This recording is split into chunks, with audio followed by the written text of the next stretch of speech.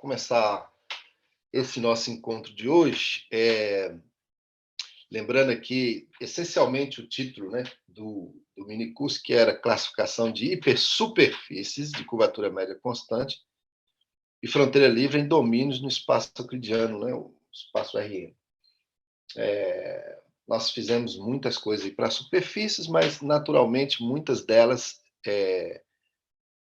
podem ser consideradas já para dimensão qualquer e outros não, em termos de resultados, não são muito bem claros. Então, eu vou hoje começar a falar um pouco mais sobre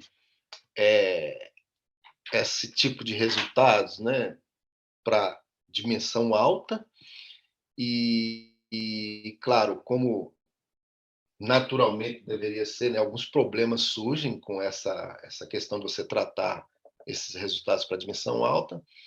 Então, eu vou apresentar alguns resultados, já propondo algumas questões, já tentando apresentar alguns resultados respondendo, e para os próximos encontros nós vamos discutir mais alguns problemas em abertos, algumas questões interessantes relacionadas com essa questão do domínio, né?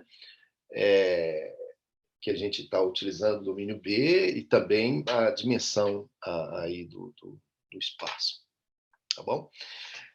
Eu peço já de antemão, novamente, desculpas aí por algumas coisas de notação e às vezes a escrita não muito boa, porque eu ia utilizar mais uma escrita, uma mesa, mas acabei tendo problemas e agora estou aproveitando algumas outras notas e tentei digitar de última hora também um pouco, e por causa dessa improvisação e, digamos assim, um pouco mais depressa, alguns descuidos aparecem aí, né? Como já aqui no título aqui, hipersuperfícies, hipersuperfícies.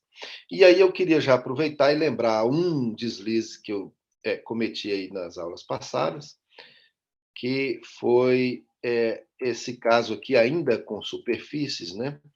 Eu comentei aqui a respeito dessa desigualdade isoperimétrica, e, na verdade, aqui eu já escrevo da forma correta, né? E nas outras aulas aí estava como h² mais 1 aqui dentro desse integrando, é maior ou igual a 2π. E, na verdade, é a integral, né, da curvatura média ao quadrado mais a integral da curvatura geodésica no bordo, que, na verdade, é sempre 1, no caso da bola, a superfície de fronteira livre, né, está na bola, é sempre 1, então aparece aqui o comprimento do bordo. Tá? Então, na verdade, a expressão correta do lado esquerdo aqui é a integral de h², né, em sigma, mais o comprimento do bordo, isso é sempre maior ou igual a 2π. E a igualdade ocorre se somente se ela é umbílica. Da forma que eu coloquei antes, tinha mais 1 aqui, estava incorreto, né? Porque se for mínima, por exemplo, sobraria só a área, e deveria ser maior ou igual a 2π, do jeito que estava escrito, mas isso não está correto, né? Porque o próprio disco, a área é π. É porque, na verdade, ficou 1 aqui, porque na hora de digitar, a curvatura geodésica é igual a 1 sempre, e aí acabou ficando h² mais 1 dentro do integrando. Mas é integral de h² mais o comprimento do bordo, isso é sempre maior ou igual a 2π, e a igualdade ocorre se somente se ela é umbílica. De fato, no caso mínimo aqui, não é? Nós temos que o comprimento do bordo é maior ou igual a 2π. E a igualdade ocorre se somente se ele é o disco passando pela origem. Na verdade, ela não precisa ser nem CMC, aqui está escrito assim também, né? Mas não precisa. Essa expressão aqui né, já você pode considerar assim, de maneira geral. Tá bom? E, bom, nós discutimos um pouquinho da prova e de fato, na nossa prova, né, a gente considera esse campo aqui, e aí toma um divergente, faz umas continhas aí, e nós discutimos o caso para mínima, né? E no final, de fato, a gente obtém que a área é maior ou igual a π, e, e no caso de igualdade, o campo que nós consideramos que foi esse, cujo divergente é essa expressão, se for a área for π, significa que, né, 1 menos o divergente é zero, e aí isso força essa expressão aqui, C0, de onde concluímos que x menos y é, no caso, a parte tangente, ou seja, a parte normal no ar. Então, essa conclui, né, pela arbitrariedade do y, você conclui que é um disco. Muito bem, isso aqui foi só para... Porque, de fato, da forma que estava, mesmo... tinha 1, né? Então, quando era mínima, sobrava sobrava a área, né?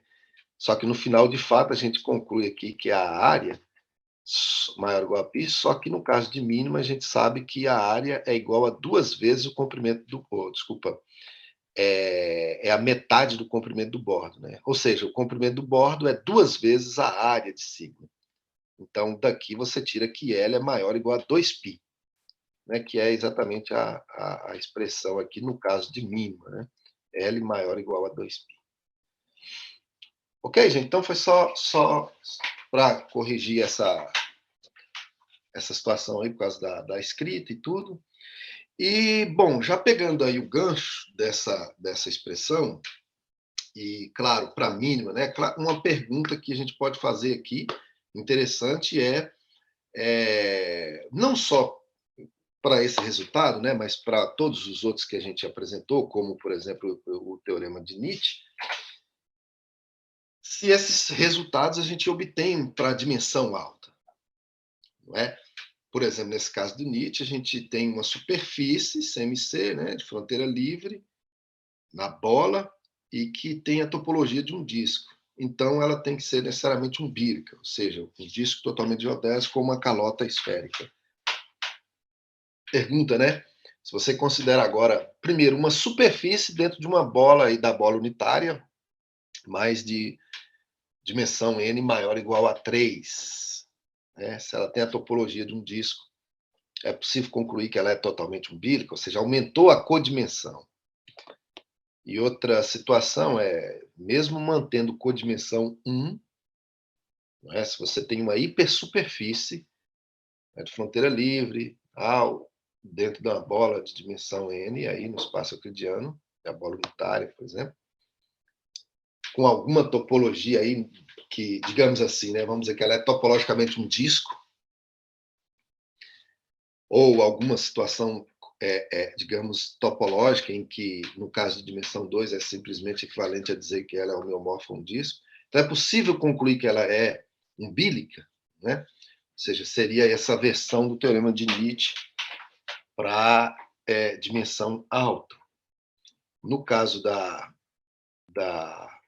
dessa desigualdade isoperimétrica, em se tratando, por exemplo, esquecendo aqui o caso geral, pensando no caso mínimo, né, seria a área, né, porque aqui, na verdade, o L aqui, como eu disse, no caso de mínimo, é 2 vezes a área. Né? Então, você simplifica, você tem que a área é sempre maior ou igual à área do disco que passa pela origem. E a igualdade só ocorre para o disco. No caso de dimensão alta, naturalmente seria, né? Você considera uma hipersuperfície mínima, então a área, né, o volume, é maior ou igual, no caso de um disco, né? Bom, vamos imaginar que está no Rn, está com a bola, né, unitária, dimensão n, aí você tem um disco, né, no caso aí, dimensão n-1. E aí, se você tem esse disco que passa pela origem, eu vou falar disco, né, mas é a bola, né, dimensão n-1. E se você considera uma mínima, dimensão n-1, de fronteira livre, tal, então a área dela, volume, é controlado pelo volume, no caso desse disco, né, que passa pela origem, e esse controle é ótimo, somente o disco assume esse valor, né, da área do disco. Isso seria a versão, por exemplo, dessa desigualdade aí para dimensão alta. É claro que na generalidade, independente de ser mínima, aí já deveríamos olhar um pouco mais o que acontece, porque aqui aparece um 2, então de repente teria que aparecer um n, a dimensão, então uma expressão um pouco diferente aqui. Mas, enfim, de qualquer maneira, pelo menos para o caso mínimo, a situação natural seria comparar a área com a área do disco, tá bom? Do disco que passa pela origem. E também, né, nós falamos sobre a questão de estabilidade, não é? Deixa eu chegar aqui. Ontem nós comentamos sobre, não é, no caso, a versão do Carmo Barbosa, que é uma superfície fechada, né, estável, teria que ser a esfera redonda. Aí, bom, uma versão para o caso com borda, e no caso específico a gente está olhando aqui de fronteira livre, em algum domínio, e, bom, a noção de estabilidade é dada por essa integral aqui, né, onde aparece agora uma parte de bordo. No caso em que o domínio aqui é a bola, né, então aqui não aparece nada acompanhando f². Se fosse um domínio qualquer aqui, né, então aqui nessa expressão apareceria a segunda forma aqui no bordo, né, aplicado no normal. E, bom, aqui como a gente está no RN, esse hit aqui não precisa aparecer. Bom, de qualquer maneira, a noção de estabilidade é descrita, né, por essa desigualdade integral aqui para qualquer função sobre sigma que tenha média zero, ou seja, a integral aqui é zero. Tirando esse hit aqui. No caso da bola, aqui aparece 1. Então, claro que para o caso fechado é exatamente essa desigualdade integral, com exceção de que esse pedaço aqui do bordo não aparece. Então, naturalmente, perguntamos sobre essa extensão, né, do resultado do Carmo Barbosa para o caso de fronteira livre, superfície com borda, e no caso especial de ter uma fronteira livre no domínio. No caso do domínio da bola, sendo a bola unitária, o primeiro resultado que apareceu nessa direção é esse resultado do Ross-Vergasta, que diz, né, que se for estável, de fronteira livre, uma CMC, né, estável de fronteira livre na bola unitária, tem que ser totalmente ou é totalmente umbilical, no caso é o disco passando pela origem, ou uma calota esférica, ou ela tem gênero 1 e, no máximo, 2 componentes conexas de Bohr. Né? Muito bem. Esse foi um resultado, e, bom, ele mostrou também que se o comprimento do bordo for maior ou igual a 2 vezes a área, observa que não é mínima, que se for mínima, né, o comprimento é exatamente 2 vezes a área, o comprimento do bordo. Então, ele diz que não, essa possibilidade 3 não ocorre, ou seja, ela tem que ser totalmente umbilical. E aí nós comentamos um pouco, né, sobre o caso, a classificação completa, ou seja, a exclusão desse 3i aqui, que foi feita pelo Ivaldo, né? Bom, o Ivaldo simplesmente, de uma maneira esperta, mudou o argumento do Ross-Vergasta, substituindo o trick de hash, que é o uso dessas funções balanceadas aqui como funções testes, né? Aumentando o espaço das funções que podem ser usadas ali como funções testes na desigualdade integral lá de estabilidade, e ele conseguiu mostrar que, de fato, se for estável, uma CMC lá na bola, tem que ser totalmente umbilical. Na verdade, mostrou que tem que ter gênero zero, mas o Ross já havia mostrado que, no caso de ter gênero zero, não é aqui, está claro aqui que, se for estável, só pode ser umbilical ou ter gênero 1 e, no máximo, 2 componentes conexas. Então, se o Ivaldo mostra que se for mostrado que o gênero é zero, então naturalmente isso aqui já se exclui e sobra ser totalmente umbilical. Né? E aí a gente apresentou uma outra prova também, considerando não o trick de hash modificado, que foi o que o Ivaldo fez, mas agora utilizando a função suporte, né? A função suporte, que é uma prova que eu, bom, fiz uma observação usando a função suporte, agora como função teste, para poder mostrar que, de fato, sempre, se é estável, uma CMC free boundary na bola unitária, então o comprimento do bordo é sempre maior ou igual a 2 vezes a área. E aí, novamente, por esses resultados do Rosa, essa terceira possibilidade não pode acontecer. Então, é totalmente umbílica. São só provas diferentes, mas ainda são provas para o caso de dimensão 2, né? Uma superfície na bola.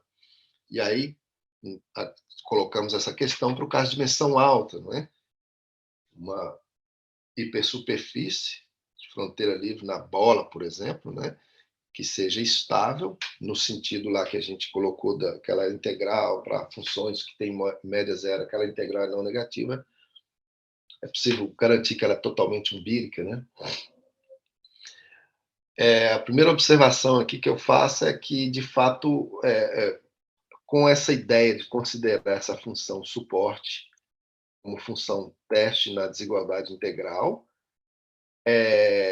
ou seja, aqui você pode manter a dimensão alta, essa expressão aqui aparece no lugar de 2 é n, aqui também, aqui onde já há 2, simplesmente se adapta aqui para... Isso aqui é feito independente da dimensão, né? Mas é claro, aqui está aparecendo 2 porque é a dimensão 2, mas pode é tudo igual aqui para a dimensão n maior ou igual a 2.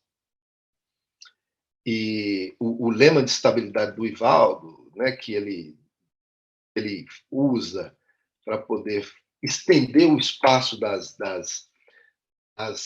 funções testes para as estáveis ali, de fronteira livre, ele é um resultado para dimensão qualquer, não é?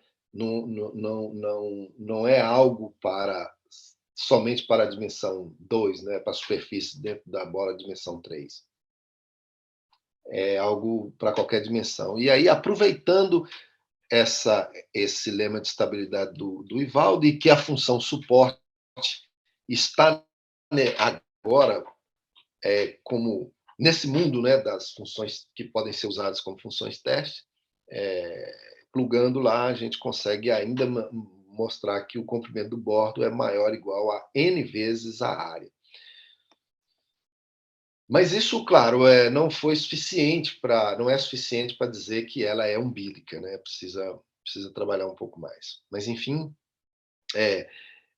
ainda com algumas ideias aqui feitas para a dimensão 2, desenvolvidas pelo Ivaldo, pode colocar para a dimensão qualquer, não para as funções que ele utilizou, né? Mas sim para a função aqui, a função suporte. Claro que a gente pode construir outras funções e tentar encontrar aquela que seja boa no sentido de que, ao plugarmos na desigualdade, lá na integral, na desigualdade integral, ela vai fornecer, né, algumas informações, né? Muito bem. Então, podemos já ir para a dimensão alta, ganhando alguma informação, nesse caso aqui de estabilidade, mas nós vamos voltar nesse assunto, tá? Vamos por partes aqui, tratar algumas questões aí que a gente colocou aqui agora, né? Conectada com esses resultados de estabilidade, desigualdade isoperimétrica, resultado do tipo NIT, de unicidade. Vamos tentar falar de algumas coisas aqui para a dimensão alta. E aí eu quero começar para o caso da desigualdade isoperimétrica lá que a gente apresentou. E como eu falei, assim, num primeiro momento, a extensão, digamos assim, inicial seria pelo caso mínimo, né? Porque aí a gente não precisa lidar ali com aquela parte onde aparece a curvatura média, a dimensão ali no lugar do 2 e tal. Então, eu vou falar um pouquinho aqui sobre esse tipo de resultados, considerando as desigualdades, digamos assim, do tipo isoperimétrica para o caso de mínimas, dimensão alta, e aqui vamos olhar para o caso da bola, tá bom? Claro que tudo que a gente está dizendo aqui, a gente pode sair um pouco e ir para outros domínios, mas, inclusive, eu vou frisar que eu nós temos alguns resultados do tipo NIT, né, unicidade, tudo, para outros domínios, e também não para necessariamente dimensão 3 ali, tá? Não necessariamente a bola, e não necessariamente a bola dimensão 3. E na próxima semana aí nós vamos ter aí o professor Alan, que vai falar um pouco sobre esses resultados, né? Nós fizemos esse convite para ele complementar aí, dando essa contribuição aí para o minicurso, tá bom? Então, na próxima semana, nós vamos falar um pouquinho aí sobre esses problemas, algumas coisas aí, principalmente no caso do teorema do tipo NIT, para domínios diferentes da esfera, e será feito pelo professor Alan. E nós vamos falar de alguns outros problemas relacionados com isso também. Mas voltando aqui, vamos fixar para o caso da bola. Só para lembrar, no caso da esfera, gente, quando você tem a esfera unitária, uma hipersuperfície mínima lá na esfera, né? Na verdade, não precisa ser uma hipersuperfície, uma subvariedade mínima, isso é um resultado clássico que a área do equador, né, pode ser o equador aí, digamos assim, né, de dimensão K, ela é uma cota inferior para a área de qualquer outra mínima fechada na esfera, tá? Subvariedade de dimensão K também, né? Mínima na esfera. E o equador é o único que atinge essa igualdade. Isso é um resultado clássico. No caso, por exemplo, de curva, a gente, né, se você pensa a esfera de dimensão 2, por exemplo, aí você tem o equador ali, então uma curva, quando você pega uma curva que ela não fica ali, claro, né? Eu vou falar de uma curva, mas não necessariamente ser mínima nesse sentido, senão seria um equador aí, mas quando ela corta ali, né, muito o equador, para qualquer calotazinha, se ela está cortando para entrar para outro equador, naturalmente você percebe que o comprimento tem que ser maior, igual ao comprimento ali do equador, né? E no caso de igualdade, essa curva não pode, né, ter um pedacinho que passa ali para dentro, tem que ser bem justinho, encaixar justamente em cima do equador. Mas isso é o que acontece para qualquer mínima, de fato. Tá? O equador é essa cota inferior. E, claro, né, para o caso de fronteira livre, o nosso equador, digamos assim, é o disco que passa pela origem, e queremos olhar para qualquer outra mínima de fronteira livre e comparar com a área aí do equador. Tá? O interessante é que, ainda aqui na esfera, é possível mostrar que, assim, há um gapzinho, né? Há digamos assim, há uma vizinhançazinha aí, em torno aí da área do equador, que na verdade, uma hipersuperfície mínima ou não fica ali dentro, diferente do equador. Né? Então, ou seja, qualquer mínima, se ela não for totalmente geodésica, né, se ela não for equador, então tem uma cotazinha, né, que faz com que essa superfície área seja maior ainda, né, do que a área do equador mais esse epsilonzinho aí. Né? Então você tem um espaçozinho entre a área do equador, né, e a área do equador mais um epsilonzinho, tal que dentro desse buraquinho, dentro desse espaçozinho aí, não tem subvariedade mínima nenhuma, né, com área dentro desse espaçozinho aí, a menos que seja o próprio equador.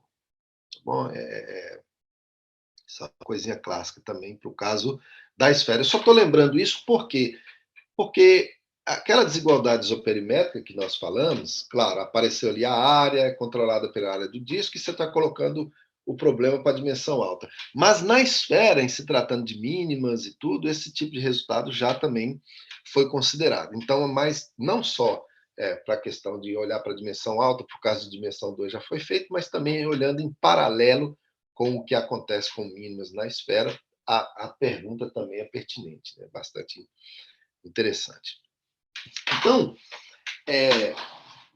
só para lembrar aqui, da mesma forma que nós fizemos a prova lá, discutimos a prova para aquela desigualdade isoperimétrica, para o caso mínimo, aquela prova praticamente se adapta para a dimensão alta, e ela foi apresentada pelo Brandon. Aquele campo x sobre 2, vetor posição x sobre 2, menos x menos y sobre a norma de x menos y ao quadrado, onde y é um ponto lá no bordo fixado, é possível modificar aquele campo, ou seja, onde aparece a norma de x menos y ao quadrado, aparece norma de x menos y elevado a k, e, bom, aí aparece mais um outro pedacinho ali, que não precisa ser dito aqui agora, e aí a mesma prova se repete, e é possível mostrar que uma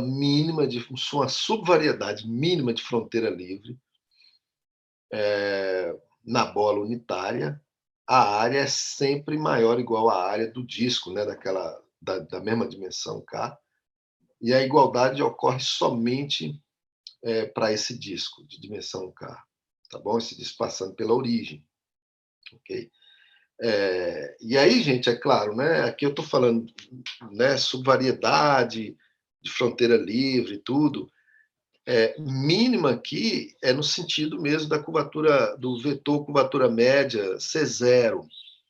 E ser de fronteira livre, né, você pode pensar, né, não precisamos falar aqui da questão de ser do tipo variacional, mas simplesmente assim, né, fronteira livre é que bom, podemos pensar assim que o vetor, o bordo, né, encontra o bordo da bola de maneira ortogonal, né, fazendo um ângulo do tipo π sobre 2. Muito bem, então a prova desse resultado segue as mesmas ideias, como eu disse lá É só voltar um pouquinho aqui, nós discutimos um pouco ontem. Simplesmente seguindo a mesma ideia aqui, modificando um pouquinho esse campo aqui. Tá bom? Aqui aparece o K e a gente só corrige um outro pedacinho aqui para, na hora de calcular o divergente, aparecer essa expressão aqui praticamente. Tá? Mas no caso da dimensão K, aqui sendo K, nós vamos ter uma mudança aí a gente precisa corrigir aqui. Mas a prova se passa igual. Bem igual. Então, é possível provar isso daí e, claro, né, essa perguntinha aqui a gente coloca se é possível, assim como aqui, ter esse gap aí de área. Ou seja, vamos falar assim, você tem um disco e aí você pega uma outra hipersuperfície que está próxima desse disco, vamos precisar muito o que significa próximo aqui, mas é de imaginar que a área esteja próxima também, né? Só que essa noção aí, quer dizer, a área, na verdade, ela tem esse gap aí, né? Eu quero saber se essa noção de ser próximo tem um buraco, de que se ela entra dentro desse buraco, digamos assim, né, dessa proximidade, na verdade, ela já se torna o disco, entendeu? Ou seja, você uma hipersuperfície que tem uma área muito próxima da área do disco, na verdade tem que ser exatamente o disco, que a área é igual à área do disco. Não tem como você estar muito próximo do disco, em termos de área, digamos assim, e não ser o disco. Tá bom?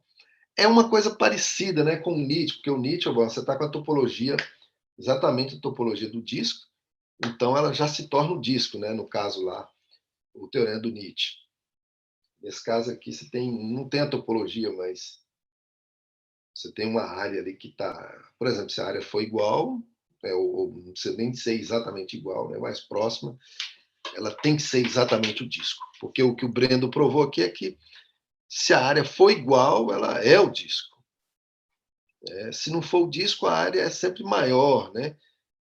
Mas o que nós estamos olhando aqui agora, desculpa aqui, né, no caso do Brendo, no caso do disco, a área sempre, se for igual, tem que ser o disco, mas se não for o disco, a área é maior. O que nós estamos querendo dizer aqui agora é que, na verdade, não não precisa ser igual para você dizer que é o disco, né? Ali tem um buracozinho ali, de forma em que, se está muito próximo, se está ali dentro daquele buraquinho, ou seja, a área é muito próxima, tem que ser exatamente o disco. Tá bom? Bom, para essa pergunta aí, para o caso Free Boundary, né, de dimensão 2, quem respondeu primeiro isso aí foi o Ketove. Na verdade, ele trabalha com esse resultado com a intenção de provar outros, que eu vou até comentar já hoje, um probleminha bacana em aberto, um probleminha interessante para se pensar. Mas o que o Ketove provou é exatamente isso. A gente sabe que foi o que nós provamos, né, na outra aula, aí, usando a ideia do Shen, que se a área de uma hipersuperfície mínima é exatamente a área do disco, então tem que ser o disco. É uma superfície mínima de fronteira livre. O Ketove mostrou que não precisa, né, se a área está muito próxima, então tem que ser exatamente o disco. Dizendo de outra forma, existe um epsilon positivo tal que, se uma superfície mínima de fronteira livre tem área menor do que a área do disco, mais esse epsilonzinho, então tem que ser exatamente o disco. Tá? Vou chamar isso de um resultado de gap para a área do disco unitário. Bom, como eu disse, né, a gente está querendo ver algumas coisas para a dimensão alta, para a dimensão 2, e antes de apresentar um resultado de dimensão alta, só lembrar aqui, né, uma pergunta interessante que fica agora é a seguinte, né? Você tem um disco que né, que passa pela origem, que tem uma topologia muito simples, e aí o resultado do Nietzsche diz que qualquer outra superfície mínima que tenha essa topologia do disco tem que ser exatamente o disco, né? Uma outra superfície, digamos assim, que tem uma topologia muito simples, seria um cilindro, né? Vamos falar assim, um anel. É uma superfície de gênero zero, com duas componentes conexas de bordo. Lembrem, nós comentamos aí nas primeiras aulas de alguns exemplos, né? No caso, quando você pega é possível colocar dentro da bola unitária um pedaço de uma Delaunay, ou seja, uma superfície de rotação que tem curvatura média constante. É possível colocar ali dentro da bola e que ainda seja de fronteira livre, ou seja, né, você consegue cortar, fazer uma motetia, colocar um pedacinho de uma superfície CMC de rotação dentro da bola unitária, em que o bordo encontra o bordo da bola de maneira ortogonal. No caso de mínima, a única de rotação que existe, né, é o catenoide. Então, esse pedacinho do catenoide, a menos de rotação, né, dentro da bola unitária mínima, né, é o que a gente chama de fronteira livre, é o que a gente chama de catenoide crítico. Tá? No caso aí, gente, eu estou olhando porque o bordo, né, claro, obviamente que você pode pegar um pedaço de catenoide dentro da bola em que ele não é simétrico em relação à origem, né? Só você cortar aí, colocar, subir o centro do catenoide, colocar diferente, né? Subir diferente da origem e tal. Então, os bordos já não vão fazer ângulo mais com a bola, um ângulo π/2, né? Eu estou falando exatamente desse caso que é simétrico em relação à origem e o ângulo faz ângulo constante nas duas componentes, né? Com a esfera ali de ângulo π/2. Esse é o catenoide crítico mínimo. Bom, então ele tem a topologia de um anel, certo? E aí, assim como o caso do Nietzsche, a gente pode se perguntar isso, né? Se você olha para uma superfície mínima de fronteira livre, que tem a topologia de um anel, ela tem que ser exatamente a menos de rotação esse catenoide crítico, né? Isso ainda é um problema em aberto. Há alguns resultados parciais no sentido assim, se você supõe que é uma superfície mínima de fronteira livre mergulhada e que tem a topologia de um anel, né? No caso aí mergulhada, bom, aí bom, né, por exemplo, o McGrath, Kurzweil, e outros aí, o McGrath primeiro provou que se você tem aí um anel que tenha mergulhado, né, que tem uma simetria, que é simétrica em relação a 3 planos coordenados, então tem que ser o catenoide crítico. Também, se você tem um anel aí mergulhado, tal, que tem a simetria da antípoda, então tem que ser também o catenoide crítico. Tá? Então, há alguns outros resultados do tipo, pega uma superfície mínima de fronteira livre mergulhada, que o índice, eu não vou falar de índice aqui, né? O índice é igual a 4, que é exatamente o índice do catenoide, então tem que ser o catenoide. Muito bem, ou seja, há alguns resultados parciais, assim, quando você considera uma mínima de fronteira livre, que tem a topologia de um anel, você vai concluir que é exatamente o catenoide crítico. Mas aí há alguns resultados parciais quando você assume alguma simetria, quando você assume alguma informação sobre o índice, quando você assume, por exemplo, que as coordenadas do normal satisfazem um determinado problema de alto valor, né? Tem primeiro as coordenadas do normal satisfazem um problema lá de alto valor de Steklov, tem os altos valores de Steklov exatamente como os altos valores do caso do catenoide mesmo. Ou seja, com algumas outras condições é possível obter que um anel mínimo de fronteira livre é de fato a mesa de rotação, um catenoide crítico, tá bom? Mas com algumas condições. Sem condição alguma, só assumindo a topologia de anel, até onde eu sei, é um problema em aberto ainda. Bom, em se tratando da desigualdade isoperimétrica, quer dizer, dado uma superfície mínima de fronteira livre, claro, que não seja totalmente geodésica, né, que não seja um anel, ou desculpa, que não seja um disco, então a área é maior ou igual à área desse catenoide crítico, e a igualdade ocorre somente no catenoide crítico. Esse também é um problema interessante em aberto. E, claro, eu não vou devagar aqui, mas esse problema também, claro, ele se põe de maneira natural, seguindo o que aconteceu para a superfície simples, não é? No caso de topologia simples de disco, como eu mencionei aqui, é o caso do problema de Newton-Nietzsche, mas ele também, digamos assim, se coloca baseado também no que acontece lá na esfera. Na esfera nós temos lá os toros de Clifford e sabemos essencialmente, vamos dizer assim, da conjectura de Wilmore, que aqui, olha, nós vimos aqui, no caso da esfera, se você pensar na esfera dimensão 2, ou desculpa, dimensão 3, qualquer mínima área é controlada pela área de um equador. Tudo bem, mas a gente pode melhorar isso ainda, quando você já pega uma mínima que não tem gênero maior ou igual a 1, então a área é controlada pela área do catenoide, de um toro. No caso, dimensão 2, tá? Dentro da esfera de dimensão 3, que é o toro de Clifford. E a igualdade ocorre somente no toro de Clifford, né? Que era uma conjectura, que é a conjectura de Wilmore, provada pelo Fernando Kodály e o André Neves. E aí, claro, esse problema aqui também pode ser pensado como um problema que digamos, tem um paralelo com essa questão aí da Wilmore, né, lá na esfera. Tá bom? Mas, enfim, aqui para a dimensão 2, voltando, a área da esfera, do disco, controla por baixo, e não só isso, há um gap aqui, né, que se a área da superfície está muito próxima da área do disco, tem que ser exatamente o disco,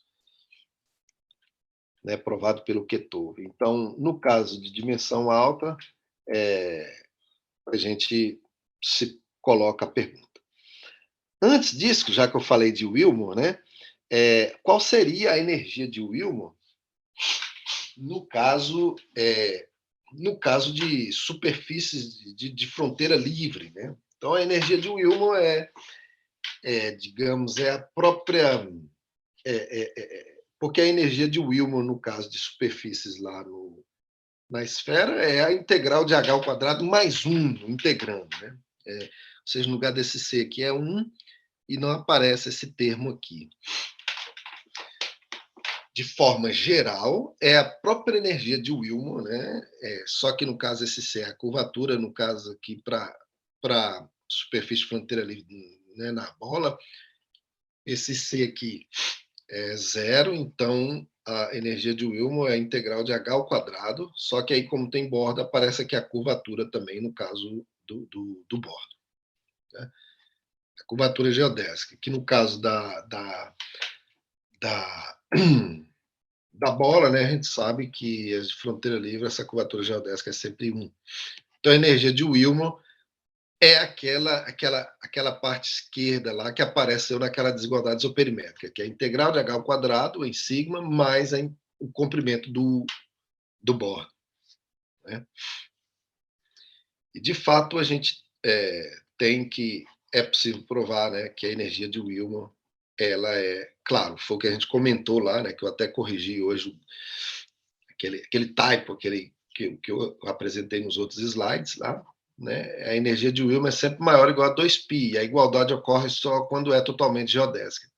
Mas não só acontece, né, essa questão, ou seja, se é igual, tem que ser umbílica, ser totalmente umbílica. Mas se estiver muito próxima, ainda assim tem que ser totalmente umbílica. Né? Isso é um resultado que eu trabalhei juntamente com o Celso Viana, ou seja, é um gap aí para a energia de Willmore por causa de fronteira livre, tá certo? Ou seja, porque nós estamos falando aqui de área, que é mínima, mas se você ainda mantém o caso geral e dimensão 2, não dimensão alta, que é o que a gente vai falar daqui a pouco, a energia de Willmore se mantém parecida, né? O h ao quadrado que aparece, o comprimento do bordo, no caso da bola, e aí a gente consegue mostrar que também ela satisfaz esse gap aqui. Se a energia de Willmore é muito próxima da energia de Willmore do disco, então ela tem que ser umbílica. Ou seja, é um disco equatorial ou uma calotinha esférica. Tá bom? Deixa eu dar só uma ideiazinha da prova desse resultado. Por quê? Porque é basicamente a mesma prova para dimensão alta. Tá bom? Ou seja, eu quero daqui a pouco voltar aqui para o caso de dimensão alta, que a gente está falando de área, né? Isso aqui, eu quero apresentar um gap desse resultado e é basicamente a mesma prova para o caso geral aqui da energia de Willmore, né? Bom, então vamos lá. Eu apresentei aqui, gente, como se fosse numa forma espacial, mas, bom, vamos pensar aqui que é no R3, tá? E esse C aqui vale 0.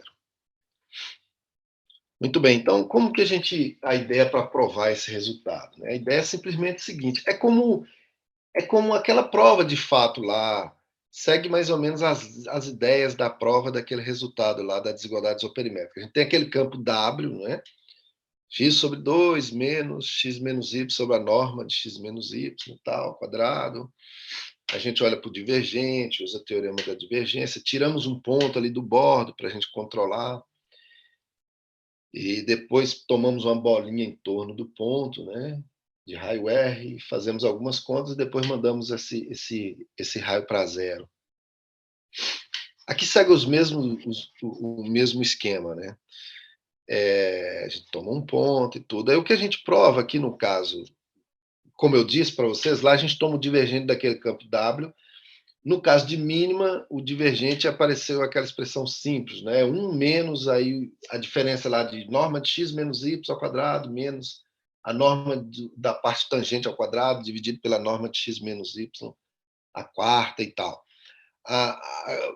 Quando ela não é mínima, que é o caso que nós estamos falando da energia de Willmore aqui, de maneira geral, aquele divergente aparece a curvatura média. Tá? Então, no divergente, lembra que quem assistiu a aula de ontem, né, a gente, foi ontem ou antes de ontem, nós ao usarmos o teorema da divergência, aparece lá, né, você sai de sigma, vai para o bordo, mas sigma aparece ainda a área de sigma menos a área da bolazinha lá, que a gente vai mandar para zero o raio e vai aparecer a área. No caso aqui, fica essa expressão que é o que a gente chama aqui de excesso, né? Digamos assim, né, que quando é mínima lá, aparece uma coisa do tipo a área de sigma menos a área da bolinha. Quer dizer, desculpa, a área de sigma menos uma bolinha. E aí a gente vai fazer para R e tal. Mandar para zero, vai aparecer a área. No caso aqui, aparece esse integrando aqui, que a gente chama de excesso. Essencialmente, né, é aquilo que eu disse, né? Quando você está olhando a bolinha lá, de maneira, digamos, infinitesimal, né? Quando o raio da bolinha que você retirou é muito pequenininho, então o raio é essencialmente a x menos o centro, né? A norma. E o vetor normal apontando para dentro da bolinha é x menos o centro dividido pela norma, né, com sinal menos e tudo. E a curvatura média, digamos assim, né, como se fosse ali uma bolinha euclidiana, essencialmente aparece ali o inverso do raio e tal. Então, assim, é só para dizer que assim, isso daqui aparece de maneira natural quando a gente olha para aquela bolinha, de maneira infinitesimal, né? E aí a gente chama de excesso, esse integral aqui. E, né, a gente controla esse excesso pela energia de Willmore menos a área do disco. Tá? Claro, aqui dimensão 2, né? E justamente lembra que a bolinha lá aparece a área da bolinha e tudo, então por isso aparece aqui o comprimento do bordo, na verdade, desculpa, tem um momento quando joga para o bordo, o divergente aparece o comprimento do bordo da bolinha. Muito bem, então, primeira coisa a gente faz isso, pega aquele um campo e olha para o divergente, usa integração por partes e a gente controla esse excesso pela energia de Willmore menos 2 vezes π. Bom, segundo ponto é assim, olha, a gente supõe que seja falso a questão do, né, que a gente quer provar que se a energia de Willmore, né, está muito próxima de 2π, então ela tem que ser umbílica. Tá? A gente supõe que seja falso, ou seja, então supõe que existe uma sequência de épsilons aí indo para zero e superfícies sigmas, né, satisfazendo essa desigualdade aqui, e elas não são o disco, não são, né, umbílicas. Tá bom? A gente constrói aqui uma sequência de superfícies satisfazendo isso e que não são totalmente umbílicas. Bom, mas quando você controla aqui a energia de Willmore, você tem aqui uma limitação, né? A energia de Willmore aqui, lembra, aparece aqui a curvatura média quadrado, só que a gente sabe que o módulo de h ao quadrado é 4 vezes h ao quadrado menos 2 vezes a curvatura geodésica, então a gente consegue passar isso aqui para aparecer a segunda forma fundamental. E, bom, aí é um trabalhinho para a gente mostrar que a energia de Willmore, estando limitada, também podemos limitar a segunda forma fundamental dessas superfícies. Aí, tendo esse controle uniforme da curvatura, essa superfície, então, converge. Tá? Você tem uma convergência e, claro, aqui, né, a energia de Willmore, você passa o limite, manda epsilon ir para zero, então a gente obtém que a energia de Willmore está convergindo para 2π. E, ou seja, resumindo, né, se você supõe que exista que é falso o resultado, então você constrói uma sequência de superfícies cuja energia de Willmore está nessa faixa e ela não é totalmente umbílica. Só que o controle da energia de Willmore leva ao controle da curvatura e E esse controle aqui da curvatura leva à convergência, ou seja, existe uma sigma que é limite dessa sequência de superfícies, e a energia de Wilmot dela é exatamente 2π, porque você passa o limite aqui, e a energia vai para 2π. Só que a energia de Wilmot sendo 2π, né, a desigualdade isoperimétrica, que nós já discutimos aí e apresentei ela hoje novamente, diz que ela tem que ser totalmente umbílica, certo? Se ela é totalmente umbílica, ela é um disco, né, totalmente geodésico ou uma calotinha esférica. De qualquer maneira, tem a topologia de um disco, né? Agora, observem, essa superfície limite, sigma aqui, ela é o limite de uma sequência de superfícies, né? E ela na verdade, ela tem a topologia de um disco. E ela sendo o limite dessas superfícies, quando essas superfícies estão muito próximas dessa superfície sigma infinita aqui, o limite, elas passam a ter a mesma topologia dessa superfície limite. Como ela tem a topologia de um disco, essas superfícies, quando estão muito próximas, elas são discos também, topologicamente falando. Tá? E aí, quer dizer, sendo disco, no caso, a gente aqui está olhando para semics, tá bom? Olha, isso aqui é importante, porque estamos falando desse resultado de gap para superfícies mínimas de fronteira livre, desculpa, mínimas não, né? Semics. A energia de Wilmot aqui é definida de maneira geral, a desigualdade isoperimétrica também, mas o resultado de gap aqui é para semics. É só para estender esse resultado do Ketov aqui, que foi para mínimas, ainda para a dimensão 2, né? Para o caso de CMCs. No caso CMCs, CMC aparece a energia de Wilmot. Então, aqui, olha, no limite, ela é um disco. E essas superfícies que estão se aproximando, quando está muito próxima, tem que passar até a topologia de um disco.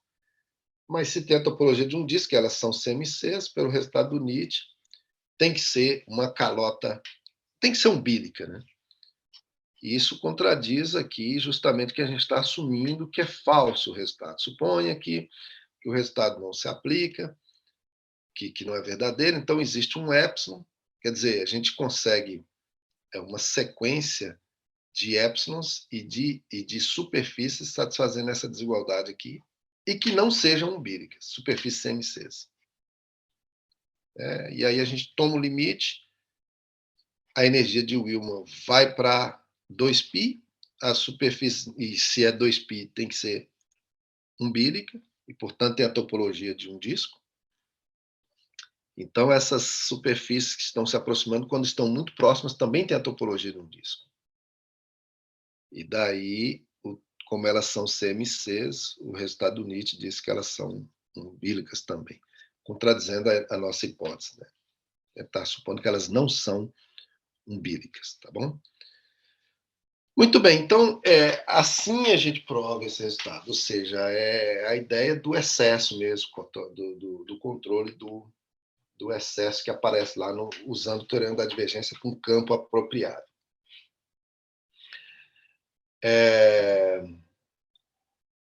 Ok, então, o que nós vamos fazer agora é só estender esse resultadozinho aí para a dimensão alta, porque a ideia, só que no caso aqui agora eu não vou usar, no caso, energia do tipo Wilmot, vou usar a área, e para esse caso, o caso de mínimas, tá bom? Ou seja, estender esse resultado aqui do Ketov aqui para a dimensão alta. Então, a gente, de fato, usando a mesma ideia aí do excesso, controle do excesso, a gente prova que o disco, né, de dimensão K, na bola, dimensão N+1, bola unitária, disco passando pela origem, a área dele controla a área de qualquer outra mínima de fronteira livre de dimensão K dentro da bola.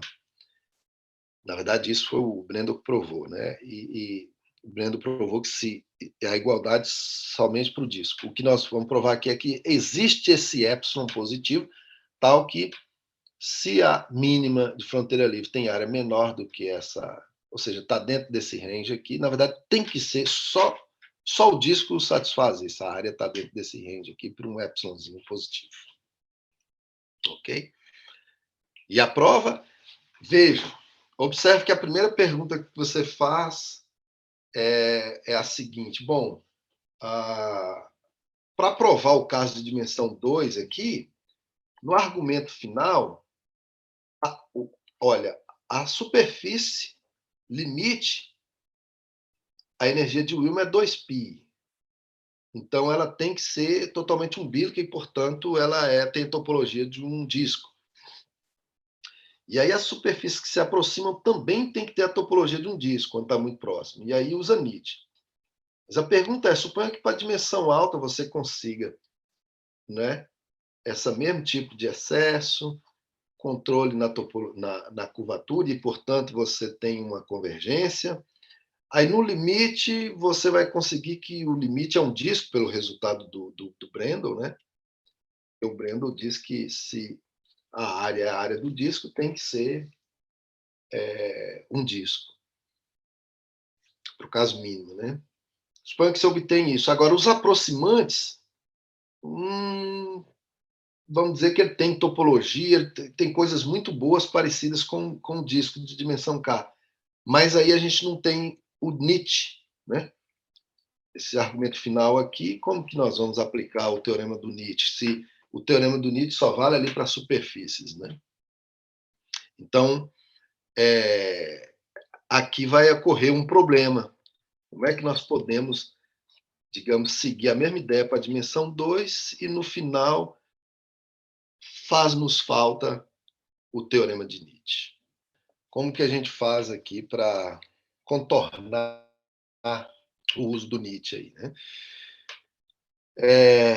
Então, o argumento segue parecido. Lembre que agora nós estamos com mínima. Então, naquela fórmula de excesso que aparece aqui, um H já não aparece mais. No lugar do 2 aqui é a mesma conta, sabe? Só que, como eu falei com vocês, a gente multiplica o campo e aparece agora um K e tal. Mas, enfim, a forma de excesso é a mesma. Usando o campo tipo aquele do Brendel lá, né? Fazemos as mesmas contas. Controlamos aqui o excesso com... Agora, no caso, não é a energia de Willman, né? É o comprimento aqui da... Aqui a gente tem a área e aqui da superfície, aqui do disco. Aí a gente, né, se temos o controle aqui, um controle aqui da área, né, a área está muito próxima da área do disco, então a gente tem uma limitação aqui para a curvatura da norma da segunda forma fundamental. Então, se a gente supõe que seja falso esse resultado aqui, então a gente constrói uma sequência de épsilons indo para zero, uma sequência de superfícies né, subvariedades mínimas aqui, dimensão K, que não são totalmente geodésicas, né, não são disco, e a área aqui nesse range aqui, né, nessa faixa. Então, essa sequência a gente controla a curvatura e, por serem mínimas, esse controle da curvatura, a gente consegue uma convergência. Então, vai existir um limite aí, uma subvariedade limite, e, claro, por ser o limite e satisfazendo essa desigualdade aqui, a área da subvariedade limite é exatamente a área do disco, né? Aqui não está bem colocado ali, né? Você passa o limite, isso daqui vai para a área do disco de dimensão K. Ok? E aí, como eu disse, né, o resultado do Brendel já dizia, né, que se uma mínima de fronteira livre tem a mesma área do disco, então tem que ser o disco, né, que é o resultado lá do dimensão 2 que a gente apresentou e, na verdade, dá para se provar para a dimensão alta. Então, a hipersuperfície limite é um disco, tá certo? É um disco. Se tivéssemos aqui o resultado do Nietzsche, válido para a dimensão alta, essas superfícies que estão próximas do disco têm que ter uma certa topologia aí igual à do disco, então garantiríamos que elas são totalmente geodésicas, e pronto, obteríamos uma contradição. No caso aqui não temos o Nietzsche, né? E aí como vamos contornar isso? Aí nós contornamos fazendo uma estimativa do índice, da seguinte maneira, né? Se você tem uma mínima de fronteira livre na bola, que não é totalmente geodésica, então o índice ele é maior ou igual a K mais 2. Na verdade, aqui seria K mais 1 aqui. Né? K mais 1. O índice aqui como superfície mínima, né? De fronteira livre. E aí, o que acontece? Esse índice aqui, agora, nós vamos usar para substituir, digamos, o Nietzsche aqui. Tá? Da seguinte maneira, né? Lembre que as hipersuperfícies sigmas que estão aproximando lá do disco agora, né? Porque a área foi para a área de um disco, o teorema do Bredel diz que tem que ser um disco. Então, esses caras estão ali muito próximos. O que a gente faz? A gente olha aqui para o problema, para o operador, né, de Jacobi, dessas. Vamos ver, olha, eu estou colocando K aqui, mas aqui ficou um pouco como se fosse para hipersuperfície, tá? Mas vamos pensar que K, então, é N, né? Na bola de dimensão N mais 1, só para não... Eu teria que usar um campus aqui e tal, não está bem digitado aqui. Mas, enfim, você tem, então, você tem aqui o operador de Jacobi e você considera o índice, né? Na verdade, o índice aqui seria, né, digamos, esses autovalores aqui, né? O número de autovalores contando com multiplicidades, número de autovalores negativos. Então, se o índice é maior ou igual a K mais 2, você consegue essas autofunções aqui para lambda easy negativos, tá bom? E, claro, né, a condição de fronteira é essa, que é o problema do índice associado no caso de fronteira livre. Né? Ou seja, o que é o índice, né, no caso de uma hipersuperfície mínima de fronteira livre? É o número de autovalores contando com multiplicidade negativos desse problema aqui, ó, esse operador aqui, que é o operador de Jacob, né, igual a menos lambda e tal, é o número desses autovalores. E, claro, o problema é esse, com essa condição aqui de bordo. Tá? Muito bem, se o índice é maior ou igual a K mais 1 aqui, você tem esses caras satisfazendo isso para lambda i menor que zero. E aí, claro, essas autofunções aqui, como as sigma estão convergindo para um disco, essas autofunções vão convergir para autofunções. Quer dizer, é só passar o limite aqui, né? Lá no disco. Passa o limite, isso está indo para o disco, então você tem um Laplaciano de uma função limite, só que no disco isso daqui está indo para zero, né? Porque o disco é totalmente geodésico, então isso vai para zero, isso some. Então você cria lá no disco essa autofunção para esse alto valor aqui negativo e com essas condições de bordo, tá? No limite. Só que no disco, o problema é que no disco o índice é exatamente K. É exatamente K. No caso aqui, gente, eu estou falando K mais 1, né? Mas é porque... Então, ou seja, você constrói aqui um número de índice maior do que o disco tem. Né? Porque, ou seja, você está aproximando do disco por hipersuperfícies que não são discos. Então, o índice é maior do que o índice de um disco. Só que aí você está tomando um limite, elas estão indo justamente para o disco. E aí, quer dizer, deveria desaparecer um índice, porque o disco tem um índice abaixo de todas as outras que não são disco. Né? Então, assim a gente chega numa contradição. Né? A gente substitui a ideia da área, porque Uma hipersuperfície que tem a mesma mínima, que tem a mesma área de um disco, tem que ser o disco. Aqui a gente não...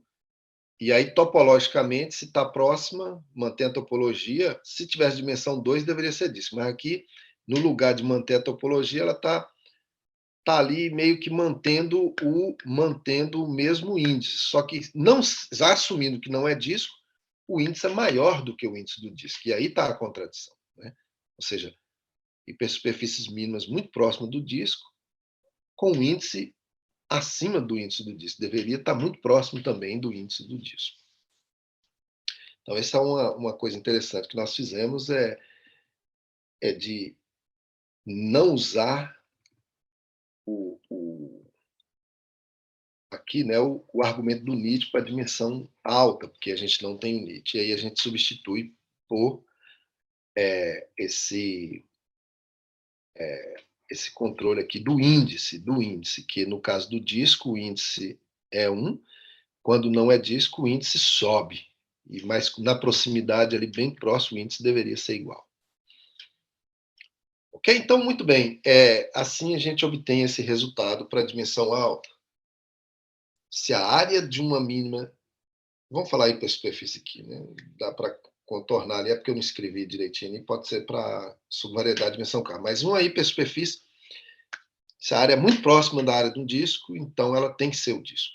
Não precisa assumir que a área é exatamente a área de um disco, como foi provado pelo Brenner. Ok, gente? Então, finalizando isso aqui, eu quero só ir aqui para um outro resultado, que é para a dimensão alta. Porque assim, deixa eu ir logo aqui na frente para eu tentar... Deixa eu ver. Ai, gente, não está aqui. Porque assim, vamos... para a dimensão 2, quando você está com dimensão 2, se você olha a norma da segunda forma fundamental, menor ou igual a... Acho que aqui menor ou igual a 4. Menor ou igual a 4, aí você integra isso para uma mínima de fronteira livre, sabe? Na bola de dimensão 3. Você integra e usa o teorema de Gauss-Bonnet, você obtém que o gênero tem que ser 0 e o número de componentes do Bohr tem que ser 1. Então, você tem que ser um disco, né, topologicamente. Aí o Nietzsche diz que tem que ser o disco totalmente geodésico. Então, um controle na norma da segunda forma fundamental ao quadrado, né, pelo número 4, por cima, garante, no caso de superfície, que ela tem que ser totalmente geodésica. Tá bom? Agora, esse resultado ele tem, digamos assim, um paralelo lá com o que acontece na esfera. Mas, pulando um pouco isso,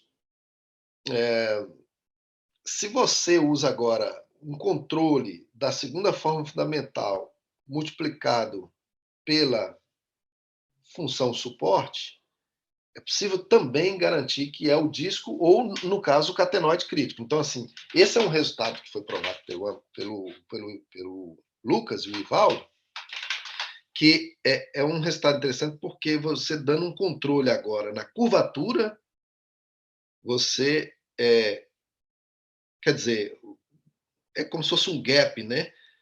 Ou vamos dizer assim, né? um controle, você tem um controle ótimo ali, no sentido de que a curvatura, estando abaixo de um determinado número, que é um número que envolve ali uma superfície conhecida, então essa superfície tem que ser exatamente aquela superfície conhecida. Né? Ou, né, atingir aquele extremo superior, ser aquela superfície que tem aquele número conhecido, ou no extremo inferior, que no caso aqui é assim, né? Ou seja, se você tem a segunda forma fundamental ao quadrado vezes a função suporte ao quadrado menor ou igual a 2, e aqui, gente, olha, se for um disco, esse número é 0, né? Então, digamos, isso aqui é sempre maior ou igual a 0. Então, você está nesse range aqui, 0 e 2. Então, se a sua superfície, esse número que está entre 0 e 2, então, ela tem que ser exatamente uma daquelas superfícies que está nos extremos. 0, que é o disco totalmente geodésico, né? Porque o disco totalmente geodésico, esse número aqui é 0, né? Porque a segunda forma fundamental é 0. E nós podemos fazer uma continha aqui e ver que esse produto aqui, ele tem esse controle aqui também. Bom, eu estou dizendo extremo, né? Mas não assumo constante assim. Mas tem esse controle aqui por 2 também, quando se trata do catenoide crítico. Então, o que o Ivaldo o que o Lucas e o Ivaldo provaram é que, de fato, somente essas duas superfícies satisfazem essa condição desse produto da curvatura aqui está entre 0 e 2, maior ou igual a 0, menor ou igual a 2. Então, isso eu poderia chamar de um resultado de gap também para a curvatura, no sentido de que você tem esse buraco 0, 2, né, entre 0 e 2, e as únicas superfícies que têm a curvatura, vou chamar isso aqui de curvatura, essa curvatura aqui, nesse buraco, nesse range, é somente o disco ou o catenoide crítico. Então, isso foi provado em 2016 pelo Lucas e pelo Ivaldo. Isso para superfícies, né? E, como eu disse, agora você olha para a dimensão alta, e aqui também para a mínima. Você pode se perguntar qual a versão desse resultado aqui para o caso de CMCs, né?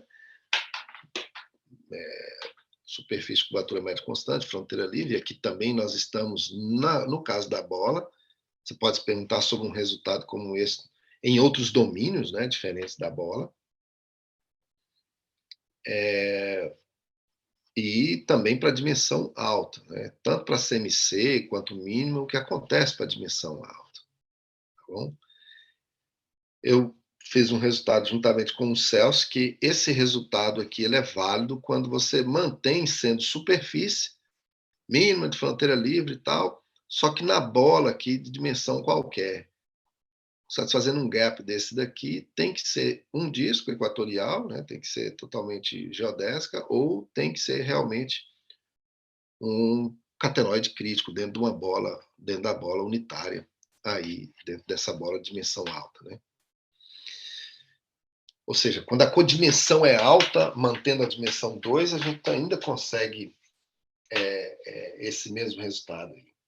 Agora, quando você aumenta a dimensão, né, ou seja, uma subvariedade dentro da bola, ou mesmo hipersuperfície dentro da bola, aí o que a gente consegue provar, no primeiro momento, é um resultado não rígido, no sentido de geometricamente rígido, mas um resultado topológico, né? Ou seja, se você considera uma mínima de fronteira livre, dimensão K, dentro da bola unitária, dimensão N mais 1, tal que esse produto aqui, na norma segunda forma fundamental, vezes a função suporte quadrado aqui, menor ou igual à dimensão da subvariedade sobre K menos 1, a dimensão menos 1. Então, ou tem que ser um disco, topologicamente falando, ou um cilindro, né? É um S1 cartesiano, um disco, dimensão K menos 1. Observe que aqui nós estamos, digamos, pelo menos topologicamente, imitando o que acontece aqui, né? Porque aqui vai dizer que tem que ser um disco equatorial, disco mesmo, rigidamente, né? Um disco, ou um catenoide, que é topologicamente um anel, né? Um pedaço de um cilindro, topologicamente. Então, aqui nós estamos obtendo pelo menos a parte, digamos, topológica desse resultado aqui, né? Que na presença dessa desigualdade, ou seja, dentro do range entre 0 e K sobre K menos 1, somente aquelas mínimas de fronteira livre que são topologicamente disco ou cilindro, dessa forma, é que possuem essa curvatura nesse range, entre 0 e K sobre K menos 1. Tá? Muito bem. É claro que a gente pode... depois eu vou apresentar outros resultados, porque hoje eu não vou avançar muito mais do que isso. A gente pode mexer nessa constante aqui, diminuir ela um pouco e garantir que, se isso daqui acontece, menor ou igual a... Digamos, existe um epsilon tal que se essa função for menor ou igual a k sobre k menos 1 menos epsilon, ou seja, menor aqui, então tem que ser um disco. Aí é um disco flat mesmo, tá? Não é só topologicamente falando. Okay? Deixa eu dar só uma pinceladazinha na prova desse resultado topológico e depois eu vou falar de uns problemas em aberto no nosso próximo encontro. E aí eu apresento alguns outros resultados. Inclusive, eu vou apresentar os resultados aí para o caso CMC, desse gap aqui de curvatura. E aí vou falar de outros resultados também rígidos aí, dá uma ideia na prova de como que você obtém que é um disco, né, totalmente geodésico mesmo, quando você diminui essa constante aqui. Tá bom? Mas esse resultado aqui topológico, como que a gente obtém ele, né? Deixa eu ver aqui. Hoje eu vou terminar aqui com esse tempo antes, tá? Então, vamos lá. A ideia para se provar esse resultado aqui. Então, a ideia é a seguinte: na verdade, é a ideia emprestada mesmo do caso aqui de dimensão 2. Tá? Por quê? Né? Qual é a ideia por trás disso aqui? É assim: se você tem uma superfície mínima de fronteira livre, imagina, se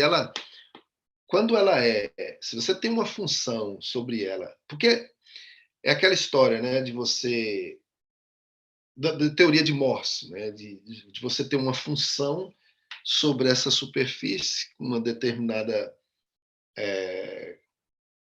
característica aí em relação aos seus pontos críticos, você consegue inferir, tirar algumas informações sobre a topologia dessa função, dessa superfície. Então, você tem uma mínima ali, por exemplo, de fronteira livre, e aí você tem uma função que é convexa, né? Se você tem um pouquinho mais sobre essa convexidade aí, você já tira, por exemplo, que ela é um disco. Então, se é um disco, pelo teorema do Nietzsche, tem que ser um disco totalmente geodésico, né? Ou, dependendo aí do conjunto dos pontos críticos dessa função, ela pode ser um anel, né? E os conjuntos de pontos críticos ali é uma curva, e aí você tenta trabalhar isso de forma digamos assim, homogeneizar, garantir o aspecto aí de um catenoide, né? Então, a ideia é você ter uma função especial sobre essa superfície e analisar o conjunto de pontos críticos dessa função e aplicar aí uma teoria de Morse para tirar conclusões sobre a topologia. Claro que no caso de dimensão 2, você, né, por exemplo, se é um disco, o Nietzsche você usa e garante que é um disco totalmente geodésico.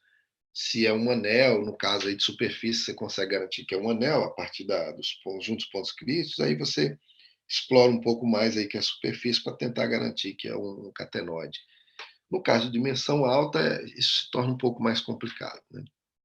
Mas, enfim, pelo menos até esse ponto da topologia, a ideia é a mesma. E a ideia se passa assim: a função em questão aqui é a função norma de x² sobre 2, que é uma função bem conhecida, né? A função distância até a origem.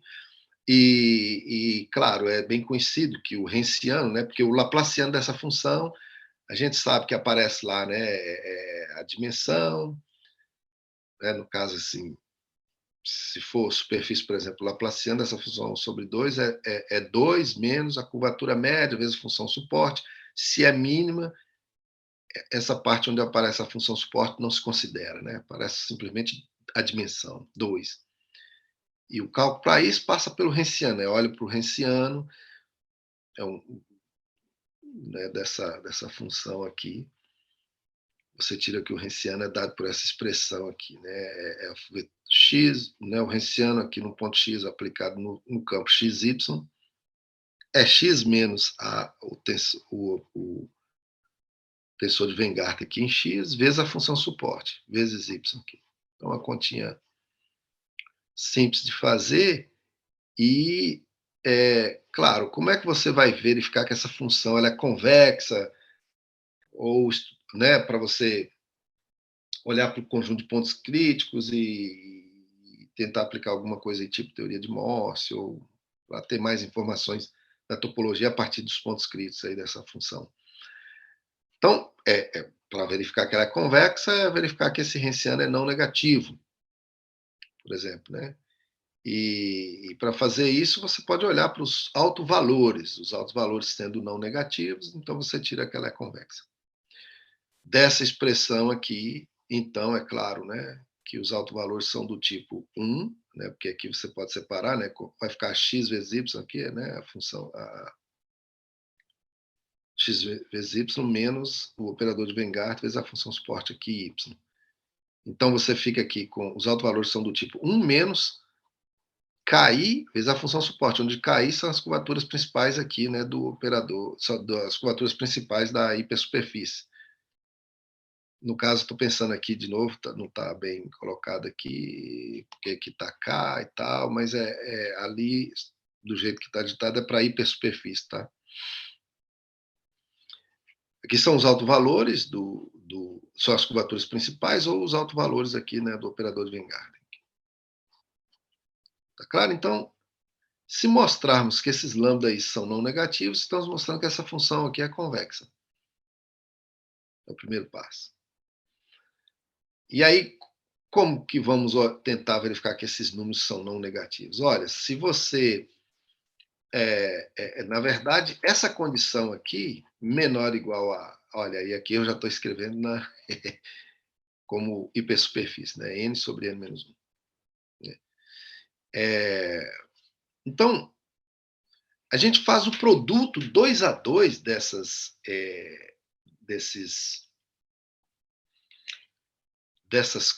autovalores e verificamos que ele tem o mesmo sinal. Quer dizer, é não negativo. Então, 2 a 2 eles possuem o mesmo sinal.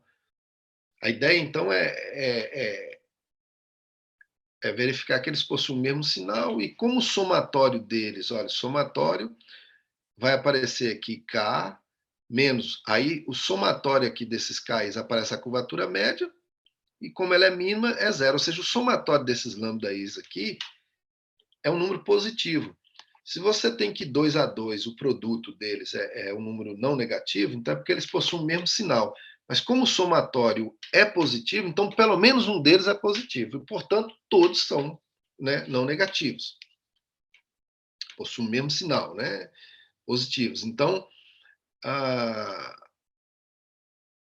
a ideia é essa, de olharmos 2 a 2 que o produto é não negativo. E aí, eu vou deixar isso como... Eu vou falar para o caso mais geral, CMC e tal, essa continha, mas essa condição aqui, menor ou igual a n sobre n menos 1, é a condição suficiente para garantir que 2 a 2 o produto deles é não negativo. Né? É só simplesmente dessa desigualdade que tiramos que o produto deles 2 a 2 é não negativo. Tá? Muito bem, e aí, veja bem, isso vai dizer que esses autovalores possuem o mesmo sinal, são não negativos, porque a soma, né, da K, e aí você olha para esse... Olha, é assim, né? O produto 2 a 2 é não negativo. Então, a soma é positiva. Então, pelo menos um é positivo. O fato de ser não negativo, eu estou dizendo, eles possuem o mesmo sinal se eles não são nulos. Obviamente que pode acontecer um lugar onde um é nulo e o outro é positivo, né? E o produto fica não negativo. Então, quando você olha o produto desses autovalores, o que acontece é que o produto é não negativo. Então, ou eles são positivos, quer dizer, possuem o mesmo sinal, ou pelo menos um é zero, né? Então, vamos lá. Então, veja, aí agora eu olho para o conjunto dos pontos críticos dessa função aqui, né? A função mod x² sobre 2. Então, pego esse conjunto C aqui tem um 2 aqui, tá? Mínimo disso aqui ao quadrado. Pega esse conjunto C aqui de pontos de mínimo daquela função lá, norma de x² sobre 2, ou só norma de x². O fato é que esse conjunto de pontos mínimo, pela função ser convexa, né, ela é convexa, imagina aí, é como se fosse uma parábolazinha ali, né, para cima, com a concavidade voltada para cima. Então, nesse conjunto de pontos de mínimo, os pontos críticos estão aí. Todos os pontos críticos, esse conjunto C é exatamente o conjunto de pontos críticos também. Aí, então, a gente olha assim, bom, o caso que, se esse conjunto C tem pelo menos um único ponto, então imagina, essa função ela é convexa, tem um único ponto, é como se fosse de fato um pedaço aí de uma parábola, né? Então, essa superfície ela tem a topologia de um disco. E aí, se ela tem a topologia de um disco nesse sentido, né? Ela é topologicamente um disco, né? Certo? Se esse conjunto C tem apenas um ponto, então é uma coisa tipo como se fosse uma parábola, assim, né? Com cavidade para cima. Então, ela é topologicamente um disco. Se ela tem mais de um ponto, aí tem um trabalhinho para a gente fazer aí, mas se ela tem mais de um ponto, na verdade, esse conjunto C aí ela é uma geodésica fechada, é uma curva fechada. A gente pode mostrar isso daí. E aí, né, usando um pouquinho da topologia, porque você tem o conjunto de pontos críticos é uma curva fechada. Então, você tem essa retração aí. Isso tem que ser uma coisa do tipo S1 cartesiano, um disco. Né, esse conjunto, ou seja, o conjunto de pontos críticos ali vezes um disco. Então, no fundo aqui eu vou... É porque, para esse caso de dimensão alta, a gente não consegue fazer tanta coisa ainda, né? Mais do que essa coisa topológica aí. E é como eu disse, se fosse no caso, se fosse de dimensão 2, aqui, nesse primeiro caso, a gente já conseguiria pelo teorema de Nietzsche, que é um disco totalmente geodésico. No segundo caso aqui, a gente está concluindo que ela é topologicamente um anel. Aí, o que a gente faria para obter que é um catenoide crítico, a gente pega a função rotação e mostra que ela tem que se anular. Então, é uma superfície de rotação. Como ela é mínima, tem que ser um pedaço, tem que ser um catenoide crítico. Mas, enfim, hoje eu vou parar por aqui e no nosso próximo encontro eu vou dar continuidade a esse tipo de resultados da dimensão alta, e levantar alguns problemas, né, algumas questões relacionadas com isso. Por exemplo, como eu disse, o resultado do Nietzsche para a dimensão alta, né? Um resultado que não se sabe se é falso, também se é verdadeiro, mas a gente tem alguns resultados parciais, do tipo assim, né? Se você tem um controle na curvatura, né? Por exemplo, aqui, uma coisa do tipo assim, a gente consegue melhorar essa estimativa. Se for um pouquinho mais controlada aqui, ela tem que ser totalmente geodésica. A gente garante que isso daqui vai ser um disco totalmente geodésico mesmo. Então, digamos que é um resultado do tipo Nietzsche nesse sentido, né? Com alguma condição aí, seria uma condição topológica, digamos assim, mas não colocar uma condição, um controle na curvatura aqui, a gente garante que é um disco.